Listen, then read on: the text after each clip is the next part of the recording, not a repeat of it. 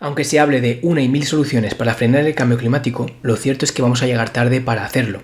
Prácticamente hemos superado el 1,5 grados de aumento de temperatura media global que se pretendía evitar, y la llegada a los 2 grados de aumento de temperatura está casi asegurado con la tendencia que vemos hoy en las emisiones de Estados Unidos, China, India y muchos otros países. Pero hay una solución que, en caso de aplicar bien, podría no solo parar con el aumento de las temperaturas, sino revertirlas, enfriar el planeta. Tras años dedicándome personal y profesionalmente a este tema, puedo decirte con conocimiento de causa que esta me parece la única solución real viable para solucionar este gran desastre que hemos causado nosotros, animalitos sedientos de energía. Pero tendremos que ejecutar esta solución con cautela, porque si no, el desastre ecológico que podemos llegar a generar sería de dimensiones intergalácticas. Pero antes de abordarlo, es obligatorio hablar de Azola.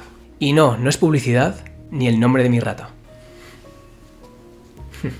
Azola, este pequeño helecho de agua dulce, es el ser vivo causante del mayor enfriamiento global vivido por la historia de la Tierra. Una pequeña criatura que abofetea a todo aquel que piensa que el humano no puede modificar el clima. El evento Azola sucedió hace 50 millones de años, en pleno Eoceno.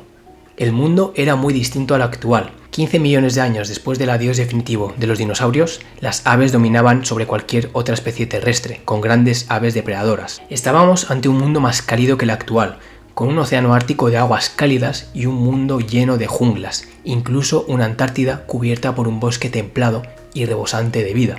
Pero entre los constantes cambios que todos sabemos que nuestro planeta tiene, ocurrió un evento raro, único. El movimiento de las placas tectónicas encerró al mar Ártico, y el clima del planeta y el aislamiento de este gran cuerpo marino del resto de océanos provocó que poco a poco comenzara a evaporarse y volverse más y más salino. De la misma forma que ocurre hoy en día con el mar muerto, la salinidad llegó al punto de exterminar a toda vida compleja de este mar interior. Y lo importante aquí es que esta elevada salinidad provocó que el agua dulce que aportaban los ríos no pudiera mezclarse con el agua de mar, y entonces se creó la capa nefeloide. Una capa de agua dulce de pocos centímetros de espesor que se extendió por toda la superficie del mar interior, separada del agua salina debido a las diferencias en la densidad. Y es aquí, en esta manta de agua dulce que había sobre el mar Ártico, en ese momento totalmente muerto de vida compleja, es donde entra nuestra amiga Azola. Azola, una pequeña planta de agua dulce de crecimiento muy rápido, aprovechó este fenómeno para crecer y expandirse sobre toda esta nueva capa de agua dulce flotando sobre el agua de mar.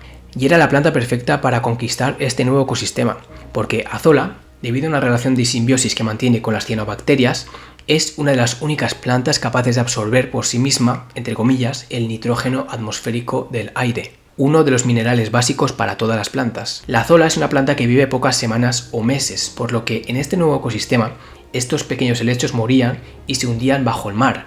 Pero, al ser un mar muerto, ningún organismo podía alimentarse ni de las plantas vivas, ni mucho menos de las plantas muertas que se hundían en el fondo de aquel salero gigante. Todo el carbono que habían absorbido estas plantas se acumuló y se fosilizó en el fondo del mar, y así durante cientos de miles de años la Azola continuó con este proceso. La planta secuestró incontables gigatoneladas de CO2 y los hundía bajo kilómetros del agua.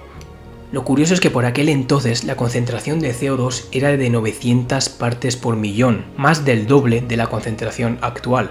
Y este pequeño helecho, esta pequeña planta, fue la responsable de bajar en estos pocos cientos de miles de años toda la concentración de CO2 global a la mitad, a la que tenemos hoy en día. Y aunque este evento no sea ni el principal ni el único causante, sí que fue responsable de dar un empujón al planeta en dirección al inicio de la posterior era de hielo en la que estamos inmersos hoy en día. Posiblemente este vegetal fue la primera pieza del efecto dominó que llevó a que el planeta poco a poco empezase a enfriarse y al final los polos procediesen a congelarse y cubrirse del manto de hielo que perdura hasta hoy. Muchas de las especies que vivieron por aquel entonces no pudieron adaptarse a los cambios en el ambiente, aunque otras, como los mamíferos, más adaptados al frío, potenciaron su diversificación. El caso es que Azola ha demostrado tener un gran poder para cambiar el clima. Pero ¿sabéis quién tiene también un gran poder, verdad? Nosotros. No hace falta dar el discurso del cambio climático de nuevo. Pero ¿sabéis quién también tiene un gran poder para influir sobre el clima? Por supuesto, las algas. Las algas crecen más rápido que cualquier planta y por tanto absorben más carbono en menos tiempo. Porque no, las algas no son plantas, pertenecen a reinos completamente distintos. Y aunque requieren de un medio acuático, su cultivo conlleva un menor coste económico y ecológico, ya que no requieren pesticidas, fertilizantes ni muchos de los esfuerzos que conlleva trabajar la tierra. Y eso las convierte en la herramienta más viable para absorber grandes cantidades de carbono en el poco tiempo que nos queda para alcanzar esos 2 grados centígrados, para enfriar el planeta.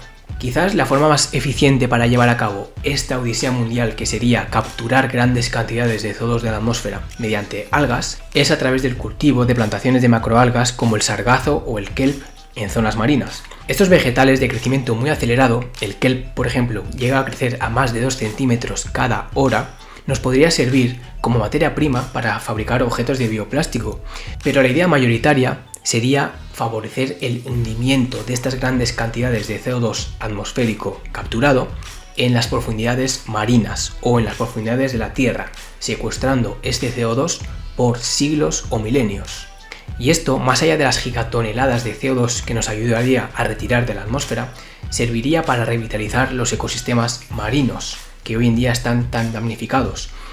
Porque hay que pensar una cosa: en tierra estamos ocupando prácticamente toda tierra cultivable habida y por haber, pero en el mar no estamos usando ni el 0,01% de la superficie marina cultivable.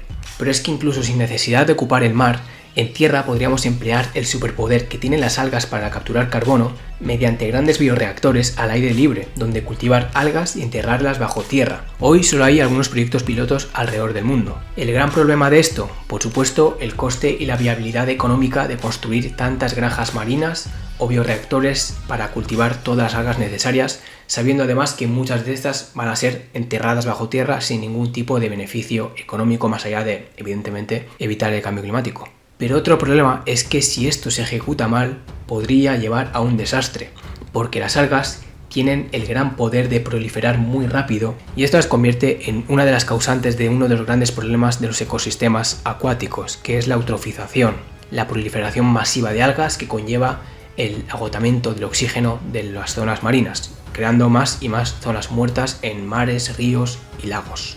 Esto hay que investigarlo bien y las posibilidades son infinitas, aunque a mí la que más me gusta entre todas ellas es la idea de inundar los mares con hierro. Así, tal cual como lo oyes, pero esto lo veremos en otro vídeo, lo estudiaremos en otro vídeo si veo que os interesa el tema. Por favor, que os interese el tema. Por ahora lo vamos a dejar aquí, solo quiero introduciros a la idea de la captura de CO2 mediante algas, unos organismos súper fascinantes. Y nada, muchísimas gracias si has llegado hasta aquí por ver este vídeo, por el apoyo a este canal. Por supuesto, este vídeo significa que Carbono Vivo vuelve a la marcha, donde seguiremos estudiando la intrincada y complicada relación entre humanos y naturaleza. Y nos veremos en el siguiente. Así que, de nuevo, muchísimas gracias por estar aquí y nos vemos pronto. Hasta luego. Chao.